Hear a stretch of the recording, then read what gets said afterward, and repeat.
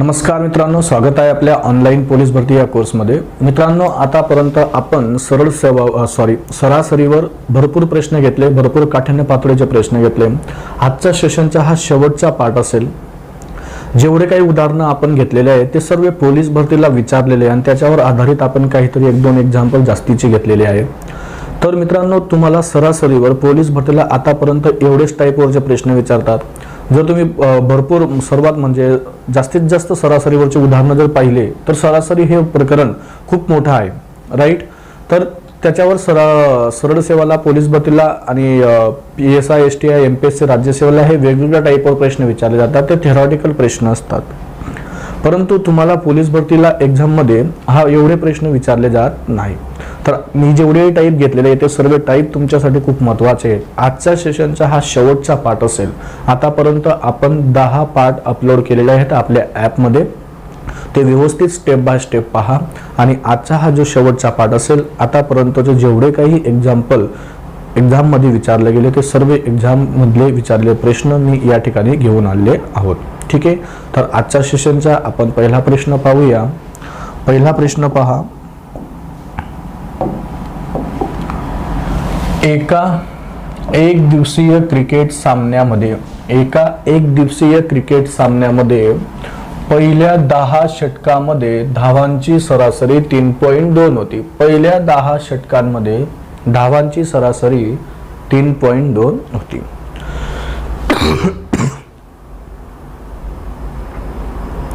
धावांची सरासरी किती होती मित्रांनो? 3.2 होती। म्हणजे आता याला सोडवायचं असेल तर पहा, पहिल्या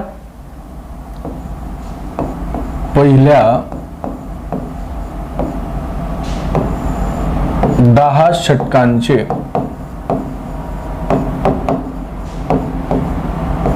एकूण धावा,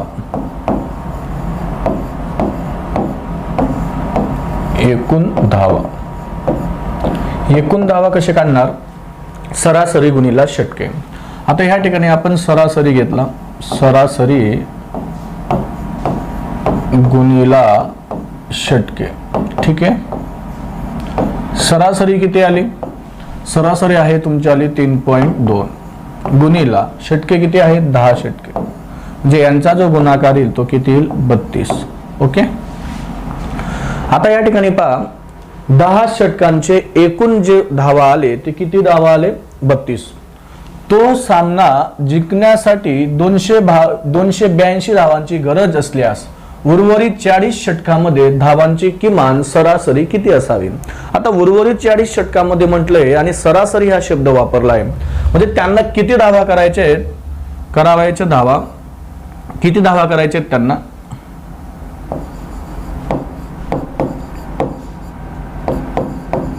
करायच्या एकूण धावा, त्यांना आता किती धावा बाकी आहेत मित्रांनो? 282। किती धावा बाकी आहेत? 282। त्यांना 282 हे तो सामना जिंकण्यासाठी किती धावांची गरज आहे? 282 धावांची गरज आहे। आणि पहिल्या 10 सामन्यांमध्ये किती झाले? 32। त्या दोघांची जर बेरीज केली तर किती आली? 2 आणि 2 4, 8 आणि 3 11, 8ला 1, 3 आणि 2 5 आणि 1 6, 614 धावा त्यांना टोटल 50 षटकांमध्ये करायचे आहेत। मग त्यांच्या काय विचारलंय? उर्वरित 40 षटकांमध्ये धावांची किमान सरासरी किती असावी? आता या ठिकाणी टोटल 50 धावांची सरासरी आपल्याला या ठिकाणी काढावी लागेल, कारण टोटल त्यांना किती धावा करायचे आहेत? 614, राईट। मग आता सरासरीसाठी तुम्हाला काय करावं लागेल? 614 भागीला 50, 614 भागीला काय घेतला? 50 घेतला, म्हणजे हे तुमचे सर्व टोटल सरासरी येऊन जातील। याला जर भाग दिला तर काय आन्सर येईल? तुम्हाला एक शॉर्टकट सांगितले, ज्यावेळेस छेदस्थानी 5 असला त्यावेळेस काय करायचं? वरतीही 2 ने मल्टिप्लाय करा आणि खालीही 2 ने मल्टिप्लाय करा। आता 614 दोन्ही किती होतो? 614 झाले का? 614 कसं काय येईल? ते नाही येणार। पहा, यांची बेरीज 2 आणि 2 किती झाले? 4 झाले, 8 आणि 3 11, 8ला 1 314। यांचे जे एकूण धावा आले ते किती आले? 314। या ठिकाणी घेतला 314 गुणिला 2 आणि एकूण धावा षटके किती आहेत? 50 गुणिला काय घेतला? 2। याला जर सॉल्व केलं 314 गुणिले 2 किती होतो 628 भागीला 50 दुनी 100.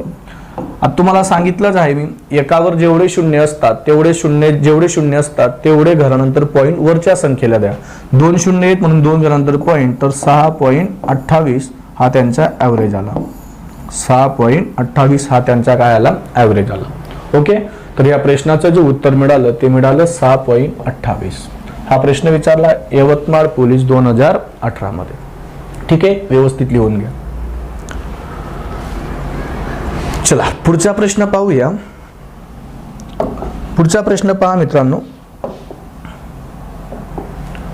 मुलगा आणि त्याचे वडील यांचे आजचे वयाची सरासरी 25 वर्ष आहे. मुलगा आणि त्यांचे वडील यांचे आजचे वयाची सरासरी 25 वर्ष आहे. 7 वर्षानंतर मुलाचे वय 17 वर्ष होईल, तर 10 वर्षानंतर त्यांचे वडिलांचे वय किती होईल. आता या ठिकाणी जर तुम्ही व्यवस्थित पाहिलं मित्रांनो, तर हा जो प्रश्न आहे तो वयवारीवर आधारित आहे आणि प्लस सरासरीवर आधारित आहे. तरी सुद्धा आपण सॉल्व्ह करून घेऊ. ठीक आहे, मुलगा आणि त्यांचे वडील यांच्या आजच्या वयाची सरासरी किती वर्ष आहे, 25 वर्ष आहे. म्हणजेच मुलगा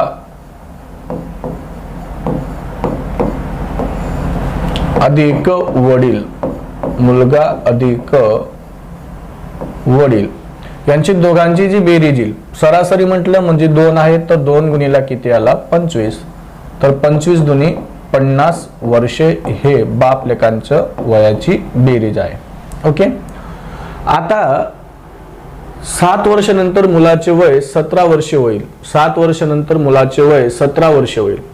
म्हणजे एक काम करूया आपण, 7 वर्षानंतर मुलाचे वय 17 वर्ष होईल असं म्हटलंय, बरोबर.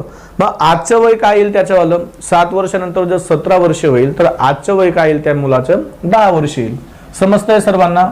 या ठिकाणी एक कंडिशन दिलेली आहे आपल्याला, लक्षात घ्या. प्रश्नामध्ये काय म्हटलंय, 7 वर्षानंतर मुलाचे वय 17 वर्ष होईल. 7 वर्षानंतर म्हणजे इथून पुढे त्याचे वय 17 वर्ष होईल, की जे 7 वर्षानंतर, म्हणजे याचा अर्थ आजचं वय त्या मुलाचं काय असेल, 10 वर्ष.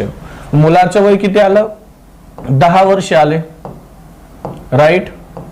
प्लस वडिलांचं वय माहिती आहे का आपल्याला, नाही, तर वडिलांचं वय ॲज इट इज घेतला आपण, प्लस 25 दुनी किती आला तो, 50 वर्ष, बरोबर. मग वडिलांचं वय जर फाईंड करायचं असेल तर इकडचे 10 वर्ष त्या साईडला त्यांना काय होईल, मायनस होईल. म्हणून 50 वर्ष मधून 10 वर्ष गेले, किती वर्ष उरले, 40 वर्ष. म्हणजे वडिलांचं जे वय मिळालं आपल्याला, किती वर्ष मिळालं मित्रांनो, 40 वर्ष मिळालं. प्रश्नामध्ये काय म्हटलंय, तर 10 वर्षानंतर त्याच्या वडिलांचे वय किती होईल. 10 वर्षानंतर त्याच्या वडिलांचे वय किती होईल. हे जे वर्ष आहे, हे जे वय आलंय त्याचं आजचं वय आलेलं आहे. कारण आपल्याला काय म्हटलंय, मुलगा आणि वडील त्यांचे आजच्या वयाची सरासरी 25 वर्ष आहे. म्हणजे जे 40 वर्ष जे आपल्याला मिळालं ते वडिलांचं वय आजचं वय आहे. 10 वर्षानंतर विचारलं तर 40 मध्ये 10 मिळवलं तर किती येईल, 50 वर्ष. 10 वर्षानंतर त्या वडिलांचं वय किती असेल, 50 वर्ष. समजलं सर्वांना, व्यवस्थित लिहून घ्या. या प्रश्नाचं उत्तर आहे पर्याय क्रमांक 3. हाही प्रश्न विचारला आहे जळगाव पोलीस 2018 मध्ये. ज्यावेळेस आपण वयवारी घेऊ मित्रांनो, वयवर आधारित, त्यावेळेस त्याच्यामध्ये गुणोत्तर आणि प्रमाण हे त्यांचाही समावेश असतो आणि सरासरीवर आधारित सुद्धा समावेश असतो. ठीक आहे, ज्यावेळेस वयवारी आपण सेपरेट घेऊ, सरासरी ही घेऊ, गुणोत्तरचे एकत्रित त्याच्या सरासरीवर विचारतात. ठीक आहे, चला पुढचा प्रश्न पाहूया. प्रश्न क्रमांक 83. प्रश्न क्रमांक 83 पहा. राम, श्याम व जॉन यांच्या वयांची सरासरी 16 वर्षे. राम, श्याम व जॉन यांच्या वयांची सरासरी 16 वर्ष आहे. राम व श्याम यांच्या वयाची सरासरी 14 वर्ष आहे, तर जॉनचे वय किती वर्ष आहे. अशा प्रकारचे प्रश्न आपण घेतलेले आहेत ABCD म्हणून. ठीक आहे, हे आपण लिहून घेऊ. या ठिकाणी त्यांची बेरीज काढूया. Ram plus Shyam plus John, या तिघांची वयाची बेरीज किती आहे, तिघांच्या वयाची बेरीज किती आहे मित्रांनो, 16 वर्ष. सरासरी 16 वर्ष. म्हणजे त्यांची बेरीज 16 गुणिला 3 16 48 वर्ष हे कोणाचं वय मिळालं? राम, श्याम व जॉन या तिघांच्या वयांची बेरीज मिळाली 48 वर्ष. त्याच्यानंतर आपल्याला सेपरेट दिलेले राम व श्याम यांच्या वयाची सरासरी 14 वर्षे. राम व श्याम यांच्या वयाची सरासरी 14 वर्षे म्हणजे 2 गुणिले 14, तर त्यांच्या दोघांच्या वयाची बेरीज किती आली? 28 वर्ष. किती आली मित्रांनो? 28 वर्ष. बरोबर. मग आता या ठिकाणी आपल्याला जॉनचं वय विचारलंय, तर हे पहा, राम प्लस श्याम ह्या दोघांची वयाची बेरीज काय दिली? राम प्लस श्याम या दोघांची वयाची बेरीज काय दिली मित्रांनो? 28 वर्ष. याच्या जागेवर आपण काय घेतला? 28 वर्ष अधिक जॉनला जसा आहे तसा घेतला प्लस तिघांच्या वयाची बेरीज काय दिलेली आहे? 48 वर्ष, म्हणजे या ठिकाणी काय घेतला? 48. जॉन जसा आहे तसा घेतला बरोबर 48 मायनस 28, हे दोघांची वजाबाकी केली तर किती आले? 20 वर्ष. म्हणजे जॉनचं जे वय मिळालं ते किती वर्ष मिळालं? 20 वर्षे. एवढा सोपे प्रश्न तुम्हाला पोलीस भरतीमध्ये विचारतात मित्रांनो. ठीक आहे, तर या प्रश्नाचं उत्तर आलं 20 वर्षे. पर्याय क्रमांक 1 हाही प्रश्न विचारलाय नवी मुंबई पोलीस 2016. ठीक आहे, तर याच्यात तुम्हाला फक्त पॅटर्न समजून घ्यायचा आहे. तर कोणत्या पॅटर्नने प्रश्न विचारतात? या ठिकाणी ABCD पण देऊ शकतात. राम, श्याम, गहू प्लस ज्वारी, बाजरी असे प्रश्न तयार करू शकतात. ठीक आहे, चला पुढचा प्रश्न पाहूया. पुढचा प्रश्न काय म्हटलंय? 3 संख्यांची सरासरी 48 आहे. 3 संख्यांची सरासरी ही किती आहे? 48. म्हणजे त्या 3 संख्यांची जर बेरीज केली तर 48 गुणिले 3 येईल. असा पुढचा आपला अप्रोच यायला हवा. दुसरी संख्या पहिली संख्येपेक्षा 8 ने मोठी आहे व तिसऱ्या संख्येपेक्षा 14 ने लहान आहे, तर तिसरी संख्या कोणती? तर हे एकमेकांवर डिपेंड प्रश्न आहे. तर दुसऱ्यापेक्षा लहान आहे, तिसऱ्यापेक्षा मोठी आहे, याच्यापेक्षा लहान आहे. तर समजा आपण त्या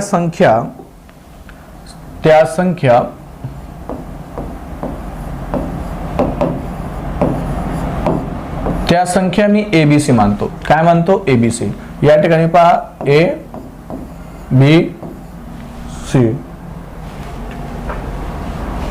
तर त्या संख्यांना आपण काय डिनोट केलं मित्रांनो? ABC.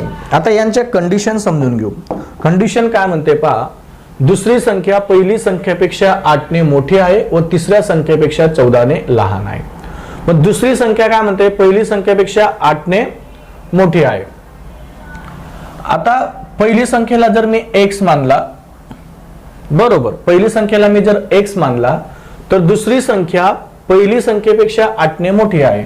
तर पहिली संख्या पेक्षा 8 ने मोठी आहे, तर काय आला? x प्लस 8 आला बरोबर. व तिसऱ्या संख्येपेक्षा 14 ने लहान आहे. ही जी संख्या आहे ना बी जी संख्या आहे म्हणजे 2 नंबरची जी संख्या आहे पहिली पेक्षा 8 ने मोठी आहे आणि तिसऱ्यापेक्षा 14 ने लहान आहे. म्हणजे मला सांगा मित्रांनो, बी जर याच्यापेक्षा 14 ने जर लहान असेल तर ऑब्व्हियसली सी हा 14 ने काय असेल? मोठा असेल. म्हणजे या ठिकाणी x प्लस 8 प्लस काय आला? 14 बरोबर. x दुसरी संख्या पहिली संख्यापेक्षा 8 ने मोठी आहे परंतु तिसऱ्यापेक्षा 14 ने लहान आहे. खरंच 14 ने हा लहान आला कारण याच्यापेक्षा 14 जास्त आहे. जर मी मित्रांनो जर तुम्हाला असं म्हटलं तुम्ही माझ्यापेक्षा लहान आहेत बरोबर, ही झाली कंडिशन बरोबर, पण तुमच्या मनात काय येईल? सर आपल्यापेक्षा मोठे आहेत. तर याच्यामध्ये 2 कंडिशन अवेलेबल झाले की नाही? तुम्ही माझ्यापेक्षा लहान आहेत आणि तुम्ही काय बोलू शकतात की सर तुम्ही आमच्यापेक्षा मोठे आहेत. तसंच ही कंडिशन या ठिकाणी अप्लाय केली. बी काय म्हणतोय? सी पेक्षा मी 14 ने लहान आहे, म्हणजे याचा अर्थ काय? 14 ने सी काय असेल? मोठा असेल. पहा x प्लस 8 x प्लस 8 याच्याकडे 14 कमी आहेत तर याच्याकडे 14 जास्त आहेत, म्हणजे ऑब्व्हियसली बी याच्यापेक्षा 14 ने काय आहे? लहान आहे. तिघी संख्या तुमच्याकडे अवेलेबल झाले. आता तिघी संख्येची सरासरी काय दिलेली आहे? 48. तिघी संख्यांची सरासरी काय दिलेली आहे? 48. म्हणजे तिघांची बेरीज काय येईल? 3 गुणिले 48. म्हणजे मी असं घेऊ शकतो a plus b plus c 3 गुणिले 48. 3 गुणिले 48 काय घेतला? 3 हा नंबर, 48 सरासरी. दोघांचा जर गुणाकार केला तर हे ABC ची काय येईल? बेरीज येईल. मग आता पहा, ए म्हणजे काय आला? x प्लस बी म्हणजे काय आला? x plus 8. सी म्हणजे काय आला? x plus 8 plus 14. कारण हा संपूर्ण काय आहे? तुमचा आला सी आहे. इज इक्वल टू यांच्या गुणाकार 8 त्रिक 24 आजच्याला 2, 4 त्रिक 12, 12 आणि 2 किती आले 14, तर 144 त्यांची बेरीज आली. परत यांची आपण व्हेरिएबलची बेरीज करू. 1x 2x 3x या ठिकाणी काय आला 3x प्लस 8 आणि 8 16, 16 मधले 6 14 दिले 20, 20 आणि 10 30, तर यांची जी बेरीज आली ती किती आली 30 आली. Is equal to 144. 3x जसा आहे तसा घेतला बरोबर 144 प्लस 30 कॉन्स्टंट आहे म्हणून बरोबरच्या त्या साईड जाताना तो मायनस झाला, तर 3x इज इक्वल टू 144 मधून 30 गेले 4 जसाच तसा, 4 मधून 3 गेला 1 जसाच तसा, किती उरले 114. जर मला x ची व्हॅल्यू फाइंड करायची असेल तर 3 गुणाकारात मध्ये असेल, 3 आणि x मध्ये जो संबंध असतो गुणाकाराचा असतो, 3 गुणिला आहे तर या साईडला त्यांना भागाकारामध्ये होईल म्हणजे 114 भागिला 3, परंतु तसं न करता इथूनच भाग देऊया. 3 1 3, 3 त्रिक 9, किती उरले 2, 24 झाले, 3 8 24, म्हणजे x ची जी व्हॅल्यू मिळाली ती किती मिळाली 38. आपल्या प्रश्नामध्ये काय म्हटलंय तर तिसरी संख्या कोणती, तर या ठिकाणी मी तुम्हाला तिघी संख्या फाइंड करून दाखवतो. ओके, आपल्याला तिसरी संख्या विचारली तर लक्षात घ्या a बरोबर काय घेतलाय आपण x, तर x ची व्हॅल्यू काय आली 38, x ची व्हॅल्यू काय आली 38.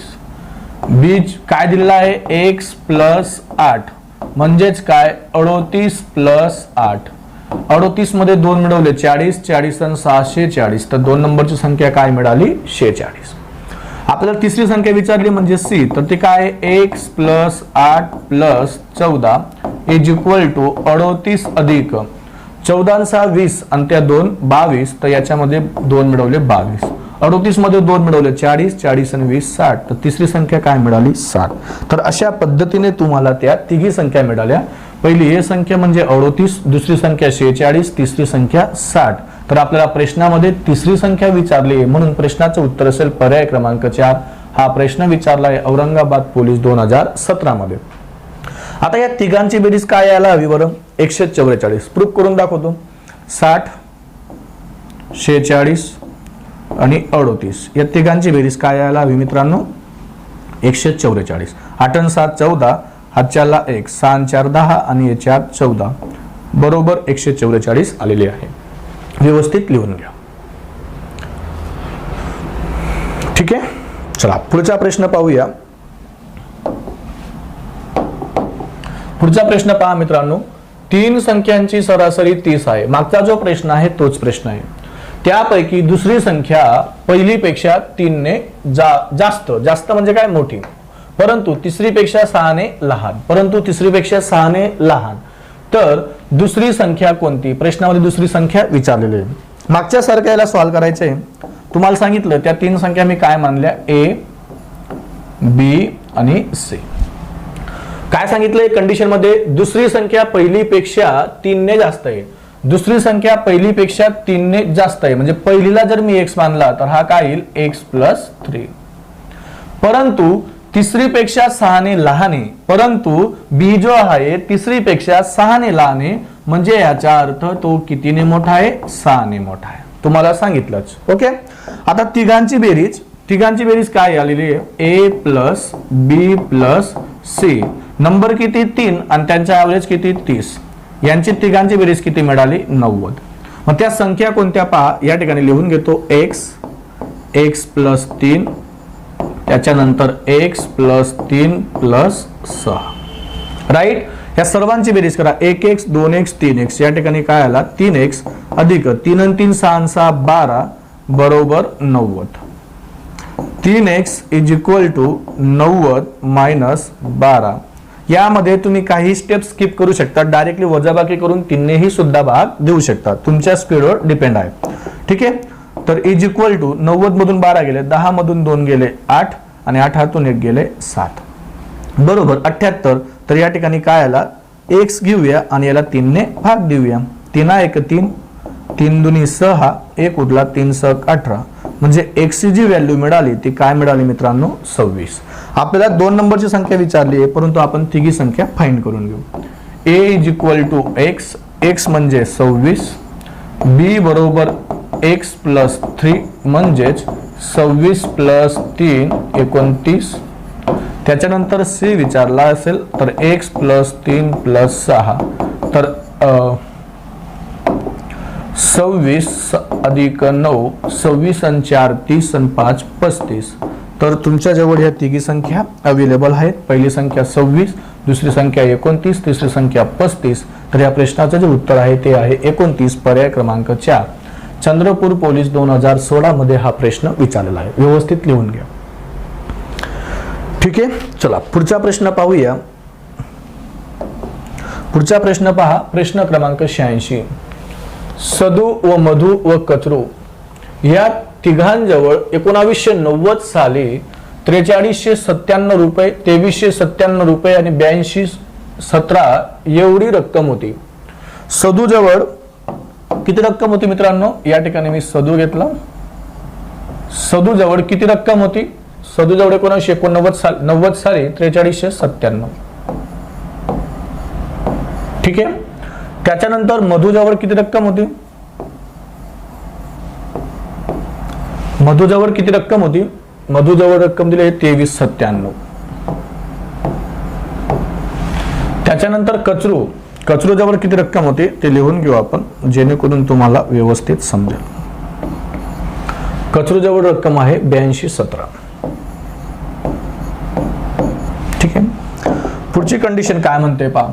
1991 साली सदूच्या रकमेत 5%, मधूच्या रकमेस 10% व कचरूच्या रकमेस 20% नी वाढ झाली. आता या ठिकाणी वाढ झाली. तुम्ही सरासरी जर बघा, शेकडेवारी जर बघितलं असेल तर वाढ, मी जर असं म्हटलं 10% वाढ, तर मी तुम्हाला काय लिहून दिलं आहे तर 100 मध्ये 10 वाढवा 110/100. आणि याच्यात जर 10% घट म्हटलं तर 100 मधून 10 कमी तर 90 काय आला 100. आणि फक्त 10% जर म्हटलं तर 10% काय येतो 10/100.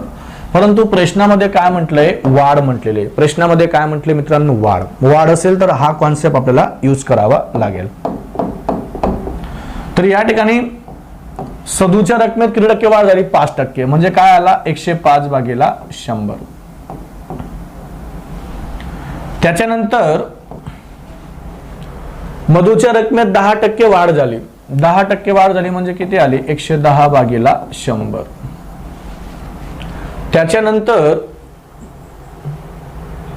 रकमेत 20% वाढ झाली तर गुणीला या ठिकाणी 20% वाढ म्हणजे 120/100. सिंपल. आता या सर्वांची रक्कम तुम्हाला फाइंड करावी लागेल. या सर्वांची रक्कम तुम्हाला फाइंड करावी लागेल. ओके. आता याला जर भाग दिला तर लक्षात घ्या या ठिकाणी काय येईल?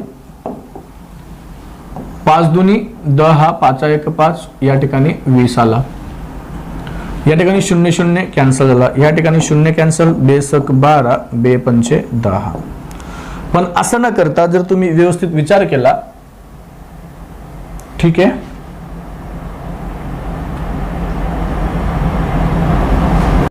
आता या ठिकाणी आपल्याला वाढ म्हटलेली आहे तर आपण याला पूर्ण सॉल्व्ह करूया. आता असा जर विचार केला, छेदस्थानी जर मी 1 1 0 राहू दिला भाग न देता तरी चालेल. एक काम करूया आपण,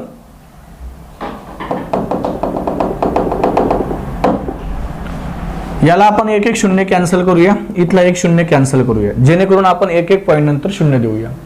आता ह्या ठिकाणी जर मी कॅन्सल करायचा म्हटलं तर भाग देऊन देऊ म्हणजे सोपं होऊन जाईल. 2 5 5 दुनी 10, 5 दुनी 10, 5 1 5, या ठिकाणी आला 20. ठीक आहे. 2 ने भाग दिला मी, 2 1 2, 2 दुनी 4, 2 दुनी 4, 2 दुनी 4, 2 1 2. ठीक आहे. 1 उरला 2 9 18, त्याच्यानंतर 1 उरला 2 8 16 आणि 0.5. गुणाकारात किती आला 21 आणि भागीला काय आला 10 आला. भागीला काय आला 10 आला. म्हणजे आता तुम्हाला हा पॉइंट खाली दिला तर ह्या दोघांचा जो गुणाकार येईल त्या दोघांच्या गुणाकारामध्ये तुम्हाला 2 घरांतर पॉइंट द्यावा लागेल. त्याच्यानंतर या ठिकाणी 1 0 आहे तर 23 97 यांचा गुणाकार 11 7 77. ठीक आहे. 7 उरले. 11 9 99, 99 आणि 7 किती आले 99 मध्ये 1 मिळालं 100, 106, 6 घेतला हातच्याला 10. 11 3 33, 33 आणि 10 किती झाले 44. 33 आणि 10 किती झाले 44 घेतला 4 आजच्याला 4. 11 दुनी 22 आणि 4 26. परंतु इथे एकावर एक शून्य असल्यामुळे या ठिकाणी आपण एक घरांतर पॉईंट दिला, म्हणजे याची फायनल व्हॅल्यू काय आली 2646.7. ओके. त्याच्यानंतर याला 12 ने गुणाकार करून आपण एक घरांतर पॉईंट देऊया. 12 7 84. 84 घेतला 4 आजच्याला 8. 12 1 12. 12 8 20 म्हटलं 0 आजच्याला 2. 12 दुनी 24. 24 आणि 2 26 घेतला 6 आजच्याला 2. 12 8 96. 96 2 98.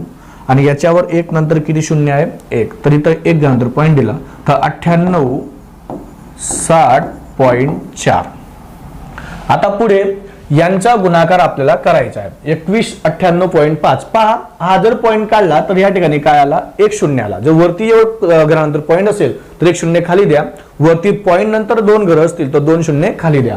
आता एकावर किती शून्य आले मित्रांनो 100, 2 शून्य आले. ठीक आहे, म्हणजे आता यांचा गुणाकार करून 2 घरांतर पॉईंट द्यायचा आहे. 21 98 पॉईंट द्यायचा ना 21 98 आणि 5 आहे गुणीला काय आला 21. ठीक आहे, 21 5 500 घेतला 5 हातच्याला 10. ठीक आहे, आजच्याला आपण 10 घेतला. 21 8 हे 68 असेल, 168 घेतला तर किती झाला तुमचा 178. 78 घेतला 8 आजच्याला 17. ठीक आहे, 21 9 89 असे, 21 9 89 असे तर 9 7 16 आजच्याला 1 8 2 10 आजच्याला 206. 206 घेतला 6 आजच्याला 20. 21 1 21. 21 आणि 20 किती झाले 41. 41 घेतला 1 हातच्याला 4. 21 दुनी 42. 42 आणि 4 46 तर या ठिकाणी 46 आला आणि 2 घरांतर पॉईंट तर किती आला 46 16.85. 46 16.85. या तिघांची बेरीज करून तुम्हाला काय काढायचं आहे ॲव्हरेज काढायचा आहे. ठीक आहे, आता तिघांचा आपल्याला ॲव्हरेज काढायचा आहे म्हणजे याचा अर्थ आपण एक काम करूया, तिघांची बेरीज एका ठिकाणी लिहूया. या ठिकाणी तिघांची बेरीज लिहून देतो मी 26 46.7. 26 46.7 म्हणजे 70. 98 60.40. 98 60.40. ठीक आहे, तर 5 जसाच तसा घेतला. 8 आणि 7 15 आणि 4 19. या ठिकाणी पॉइंट मध्ये येत आहे बरोबर,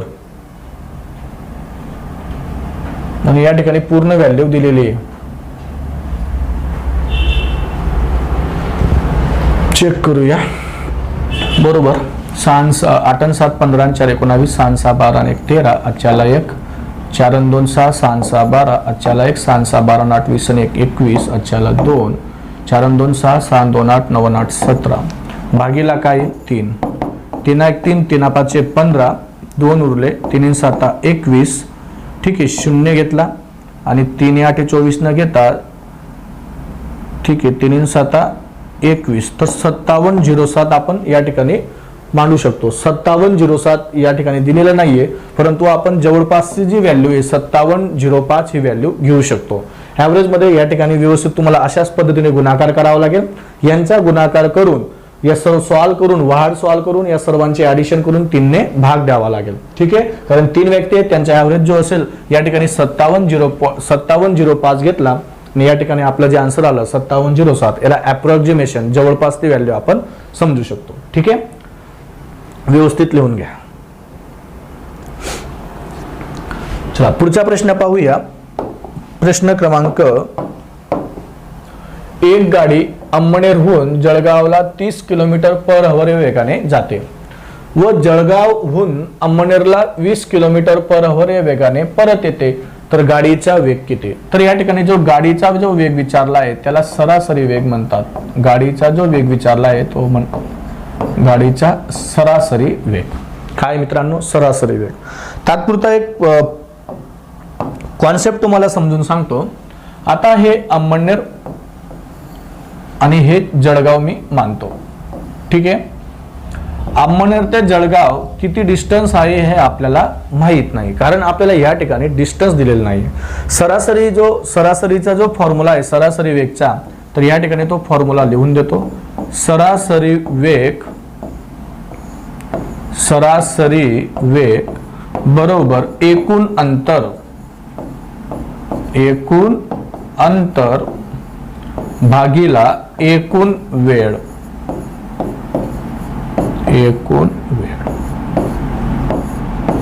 हा आहे सरासरी वेगचा फॉर्म्युला. परंतु मित्रांनो आपल्याला या ठिकाणी अंतर दिलेलं नाहीये. ओके, तर अंतर आपल्याला काढावं लागेल. तर या ठिकाणी सुरुवातीला कॉन्सेप्ट समजून घ्या, नंतर तुम्हाला शॉर्टकट सांगेल. ज्यावेळेस एक गाडी अंमळनेरहून जळगावला जाते, त्या गाडीचा स्पीड किती हो? 30 किलोमीटर पर आवर. त्या गाडीचा स्पीड, वेग म्हणजे स्पीड, त्याला इंग्लिशमध्ये स्पीड म्हणतात, किती आहे?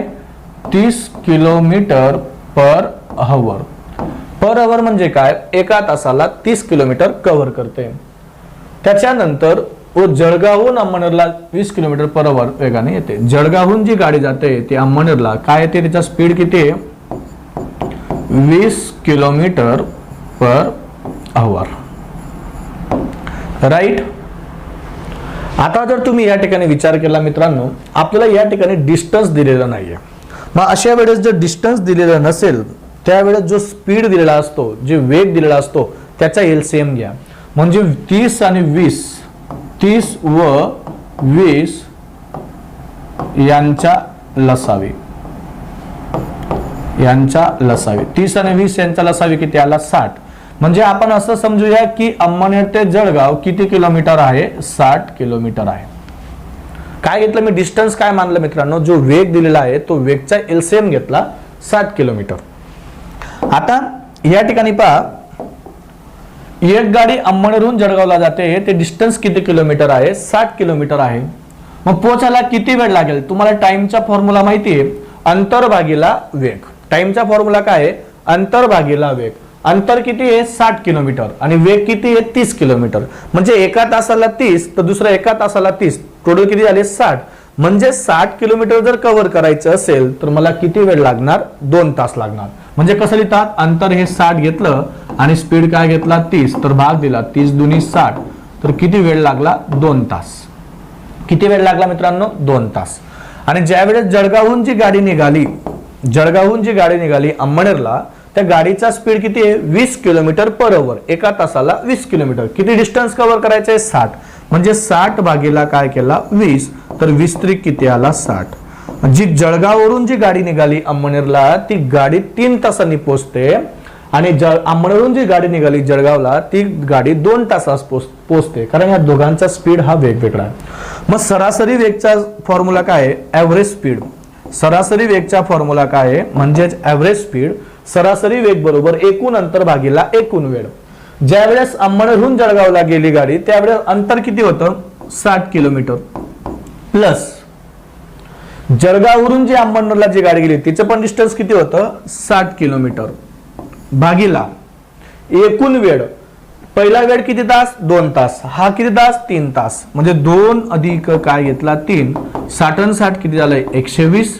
3 आणि 2 किती आले? 5. भाग दिला, 5 1 5, 5 दुनी 10, 2 उरले 5 चोक 20, तर 24 किलोमीटर पर आवर. सरासरी वेग काय मिळाला? 24 किलोमीटर पर आवर. तर अशा पद्धतीने हा कॉन्सेप्ट आहे. मी तुम्हाला कॉन्सेप्टने हा प्रश्न समजून सांगितला. परंतु काही पुस्तकामध्ये याचे शॉर्टकट असं दिलेलं आहे, ते शॉर्टकट लिहून घेतो. 2xy upon x plus y. या ठिकाणी 2 का आला? तुम्हाला समजलं 2 का आला? कारण डिस्टन्स हे 2 वेळा घेतलेलं आहे म्हणून. मग आता 2 गुणिला xy. आता याला जर सॉल्व केलं तर 2 गुणिला x म्हणजे पहिला स्पीड 30, दुसरा स्पीड 20 आणि भागीला x प्लस y म्हणजे 30 आणि 20 किती झाले? 50. याला सॉल्व करा, तुम्हाला प्रश्नाचं उत्तर मिळेल. 2 गुणिला 30 गुणिला 20 भागीला 50. 0 गेला, 0 गेला, 5 1 5, 5 7 30, 6 दुनी 12, 12 दुनी 24, तर काय आन्सर मिळाला? 24. तर एक्झाम मध्ये तुम्ही हे शॉर्टकट अप्लाय करा. परंतु तुमचा कॉन्सेप्ट क्लिअर असणं महत्वाचं आहे, म्हणून या ठिकाणी मी तुम्हाला कॉन्सेप्ट नुसार समजून सांगितलं. तर याचा जो फॉर्म्युला आहे तो किती आहे? 2xy upon x plus y. x आणि y काय असतात? स्पीड दिलेले असतात. ठीक आहे. तर अशा पद्धतीचे जे प्रश्न असतात तुम्हाला ह्या शॉर्टकटने सॉल्व करावं लागेल. परंतु या ठिकाणी जे डिस्टन्स आहे ते सारखं असलं तरच हे शॉर्टकट अप्लाय करा. अंमळनेर ते जळगाव जे डिस्टन्स आहे ते डिस्टन्स जळगाव ते अंमळनेर आहे, म्हणून हा फॉर्म्युला यूज केला जातो. आणि ज्यावेळेस डिस्टन्स हे वेगवेगळं असेल त्यावेळेस हा फॉर्म्युला यूज करायचा नाही. ठीक आहे, व्यवस्थित लिहून घ्या. तर या प्रश्नाचं उत्तर आहे 24 किलोमीटर, पर्याय क्रमांक 2. ओके, चला पुढचा प्रश्न पाहूया. प्रश्न क्रमांक 88. प्रश्न क्रमांक 88 पहा. सोनाने एक अंतर 80 किलोमीटर पर आवर वेगाने कापते, त्याच्या पुढचे तितकेच अंतर. पहा प्रश्नामध्ये काय म्हटलंय, तितकेच अंतर. अंतर काय असणं महत्वाचं आहे, सारखं, तरच तुम्ही ते शॉर्टकट अप्लाय करू शकतात. 2xy upon x plus y. म्हणजे जी सोना नावाची जी व्यक्ती आहे ती A टू B जेवढं डिस्टन्स जाते तितकेच अंतर B टू A येईल किंवा A टू B येईल. ठीक आहे, यासाठी तुम्हाला हाच फॉर्म्युला यूज करता येईल जो मागचा क्वेश्चन आहे तोच क्वेश्चनचा कॉन्सेप्ट आहे.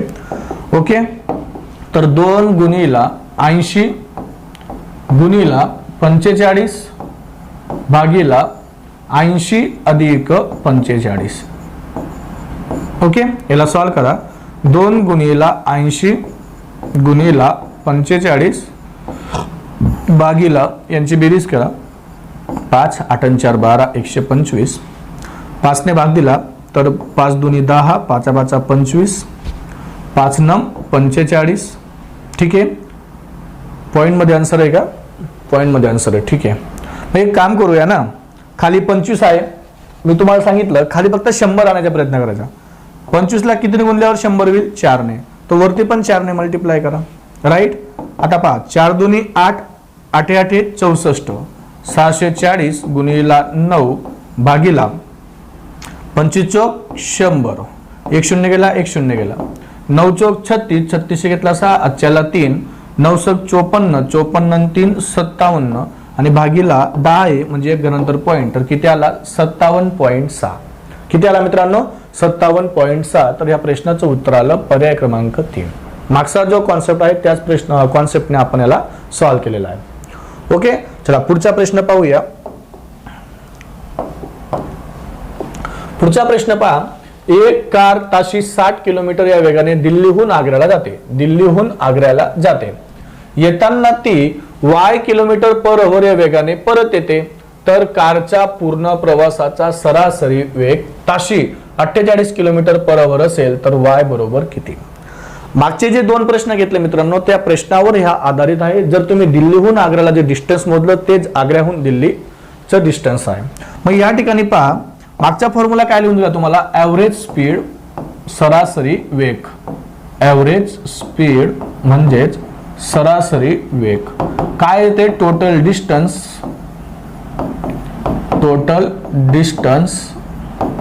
Upon total time. आता हा फॉर्म्युला कुठे यूज करायचा, ज्या वेळेस तुमचं अंतर हे वेगवेगळं दिलं असेल त्यावेळेस यूज करा, किंवा जर दिलेलं नसेल तर काही हरकत नाही. आता या ठिकाणी डिस्टन्स दिलाय का आपल्याला, नाही, म्हणजे याचा एलसीएम घ्यायची गरज नाही. परंतु शॉर्टकट मध्ये तुम्हाला ॲव्हरेज स्पीडचा दुसरा एक फॉर्म्युला दिला, कोणता, 2xy upon x plus y. Right, हा एक डिस्टन्स सेम असताना 2 बाजू जे दिलेले असतील A to B B to A, Delhi to Agra, Agra to Delhi, Amalner ते जळगाव, जळगाव ते अंमळनेर असं ज्या वेळेस दिलेलं असेल त्यावेळेस फक्त हाच फॉर्म्युला यूज होईल, अदरवाईज कोणताच फॉर्म्युला यूज होणार नाही, वरचा येईल.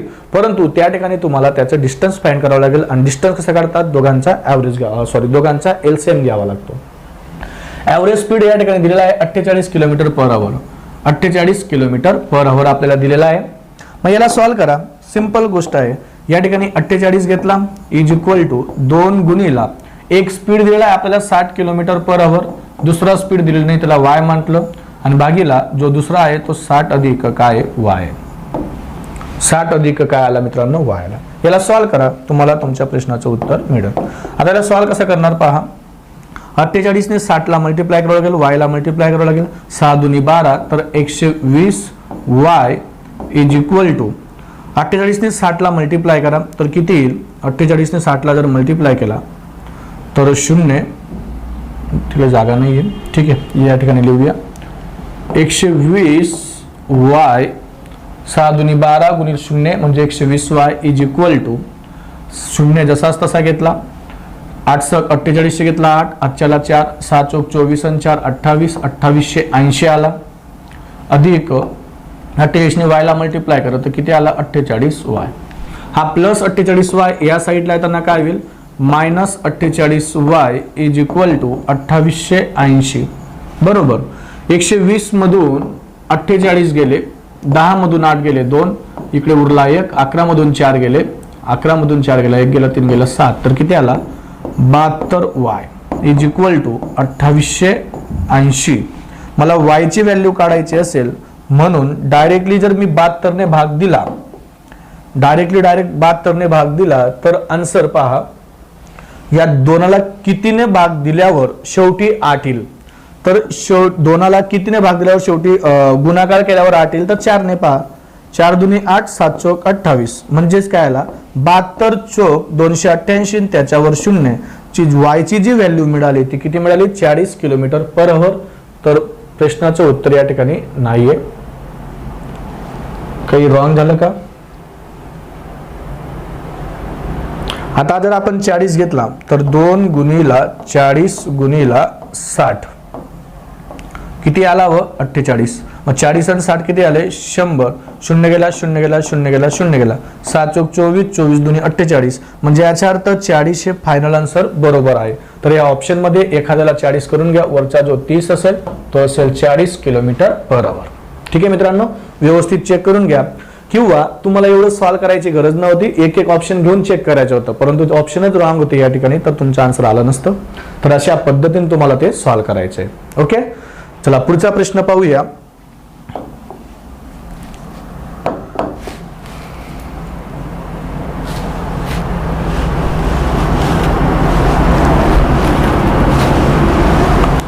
पुढचा प्रश्न पहा. एका व्यक्तीने आपल्या प्रवासाचा पहिला टप्पा 30 किलोमीटर पर आवर वेगाने, तितक्याच अंतराचा पुढचा टप्पा त्याने 20 किलोमीटर पर आवर वेगाने पूर्ण केला व पुढील तितक्याच अंतराचा तिसरा टप्पा 50 किलोमीटर पर आवर वेगाने पूर्ण केला, तर त्याच्या प्रवासातील सरासरी वेग किती? आता या ठिकाणी पहा, अंतर हे सेम आहे परंतु टप्पे हे 3 दिलेले आहेत. ओके, तर या ठिकाणी लक्षात घ्या, एक डायग्राम काढून समजवतो. या ठिकाणी ए, बी, सी आणि डी हे जे डिस्टन्स दिलेलं आहे, हे तिघांमध्ये जे डिस्टन्स आहे मित्रांनो हे सेम आहे. यांच्यातलं जे डिस्टन्स जे आहे ते काय आहे मित्रांनो सेम आहे. एका व्यक्तीने आपल्या प्रवासाचा पहिला टप्पा 30 किलोमीटर पर आवर, या ठिकाणी 30 किलोमीटर पर आवर, त्या वेगाने तितक्याच अंतराचा पुढचा टप्पा त्याने 20 किलोमीटर पर आवर, तर या ठिकाणी 20 किलोमीटर पर आवर वेगाने पूर्ण केला व पुढील तितक्याच अंतराचा तिसरा टप्पा 50 किलोमीटर पर आवर या वेगाने पूर्ण केला, तर सरासरी वेग किती असेल? संपूर्ण प्रवासातील सरासरी वेग किती असेल? आता या ठिकाणी जर तुम्ही विचार केला मित्रांनो, ए टू बी डिस्टन्स सेम आहे, बी टू सी डिस्टन्स सुद्धा सेम आहे आणि सी टू डी हे डिस्टन्स सुद्धा काय आहे सेम आहे. ज्यावेळेस डिस्टन्स सेम असेल त्यावेळेस मी तुम्हाला काय सांगितलं मित्रांनो, त्यावेळेस काय करा, यांचा एलसीएम घ्या. 30, 20, 50 याचा एलसीएम काय येईल? आता एलसीएम कसा काढतो? जी मोठी संख्या असते त्याचा चेक करा. 50 एक 50, 50 दुनी 100. 100 30 च्या टेबल मध्ये येतो का? नाही येत. 20 च्या टेबल मध्ये येतो 50 चा, 100 चालणार नाही. मग 50 2 त्रिक 150, 30 च्या टेबल मध्ये 150 येतो, 20 च्या टेबल मध्ये 150 येतो का? नाही येत. बरोबर. 50 टेबल मध्ये 150 येतो परंतु 20 च्या टेबल मध्ये 150 येत नाही. 200 याच्या टेबल मध्ये 200 येतो, याच्यात 200 येतो परंतु 30 च्या टेबल मध्ये 200 येत नाही. असं करत यांचा जो एलसीएम येईल तो किती येईल? 300. म्हणजे हे जे डिस्टन्स आहे हे 300 किलोमीटर समजूया. हे पण डिस्टन्स आहे 300 किलोमीटर समजून घेऊ. हे पण 300 किलोमीटर. ओके. आता ॲव्हरेज स्पीडचा फॉर्म्युला तुम्हाला सर्वांना माहिती आहे. ॲव्हरेज स्पीडचा फॉर्म्युला सर्वांना माहिती आहे. वरती काय तर डिस्टन्स म्हणजे तर आपण D1 plus D2 plus D3 असं मानूया.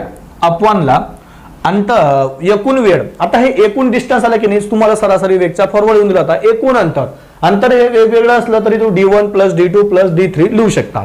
आता वेळ कशी काढतात? वेळचा फॉर्म्युला कोणता आहे मित्रांनो? वेळचा फॉर्म्युला आहे डिस्टन्स अपॉन स्पीड. म्हणजेच काय? अंतर भागीला वेग. पहिला जर टाइम काढायचा असेल तर D1 अपॉन काय येईल? S1. S1 म्हणजेच काय आला? Speed 1.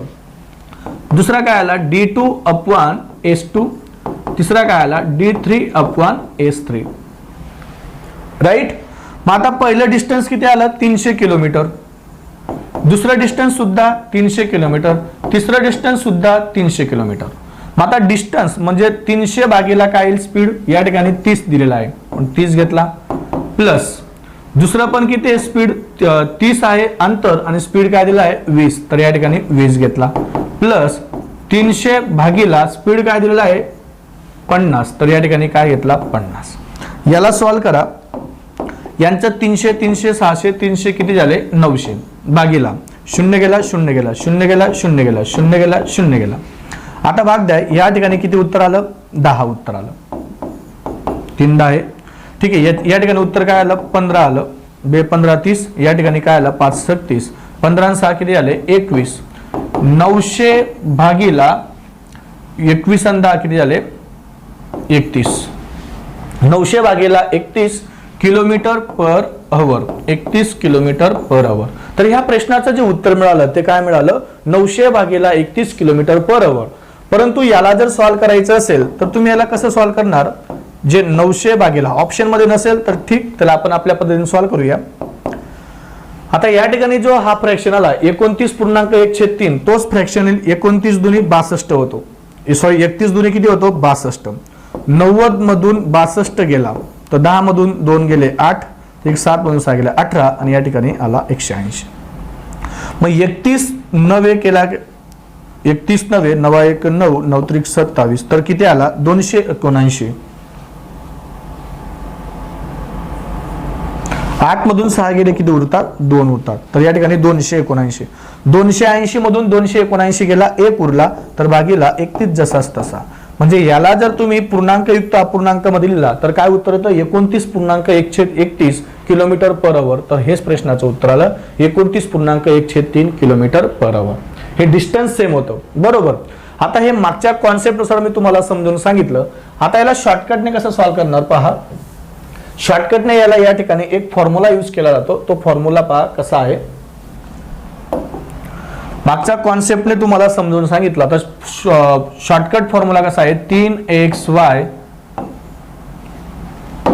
3xy/z upon xy plus yz plus zx. याला सॉल्व करा, तुम्हाला ऍव्हरेज स्पीड येईल. हे झालं तुमचं 3 टप्पे दिले असताना डिस्टन्स हे कसं असेल सारखं असेल समान असेल तरच अशा पद्धतीने तुम्ही त्याला सॉल्व करू शकता. ओके, चला पुढचा प्रश्न पाहूया. आजच्या सेशनचा शेवटचा प्रश्न. आता पहा, एक व्यक्तीने 60 किलोमीटर अंतरापैकी पहिले 20 किलोमीटर अंतर ताशी 10 किलोमीटर पर आवर वेगाने पार केले. त्याच्या पुढील 20 किलोमीटर अंतर त्याच्यानंतर 12 किलोमीटर पर आवर वेगाने पार केले. त्याच्यानंतर उर्वरित 20 किलोमीटर अंतर 15 किलोमीटर या वेगाने पार पाडले. आता हा प्रश्न जर तुम्ही पाहिला मित्रांनो, ह्या प्रश्नामध्ये सुद्धा 60 किलोमीटर दिलेलं आहे, परंतु 20-20 चे 3 गट केले आहेत. म्हणजे डिस्टन्स कसं आलं सारखं आलं, 3 टप्पे आले, डिस्टन्स सारखं आलं. म्हणजे कोणता फॉर्म्युला वापरायला सांगितला 3xyz upon xy plus yz plus xz, right. परंतु जर आपला कॉन्सेप्ट तुम्ही यूज केला, हा शॉर्टकट फॉर्म्युला आहे, शॉर्टकटने सुद्धा सॉल्व्ह करता येईल. आणि माझा जो तुम्हाला एक ओरिजिनल जो फॉर्म्युला सांगितला तो फॉर्म्युलाने जर सॉल्व्ह केलं तर अशा पद्धतीने सॉल्व्ह करता येईल. d1 पहिलं distance time d1 upon s1. s1 म्हणजेच काय स्पीड वेग, प्लस d2 दुसरं अंतर भागीला दुसरा स्पीड, प्लस तिसरं अंतर म्हणजे d3 अपॉन s3. आता याला सॉल्व करा. पहिलं किती आहे 20, दुसरं पण 20, तिसरं पण 20, इथं पण 20 आणि 20. स्पीड हा वेगवेगळा आहे. पहिलं 20 किलोमीटर अंतर 10 किलोमीटर पर आवर वेगाने पार केलं, राईट. दुसरं 20 किलोमीटर अंतर 12 किलोमीटर पर आवर वेगाने पार केलं. तिसरं 20 किलोमीटर अंतर 15 किलोमीटर पर आवर वेगाने पार केले, राईट. सॉल्व करा. 20 40 60 टोटल 60 येईल.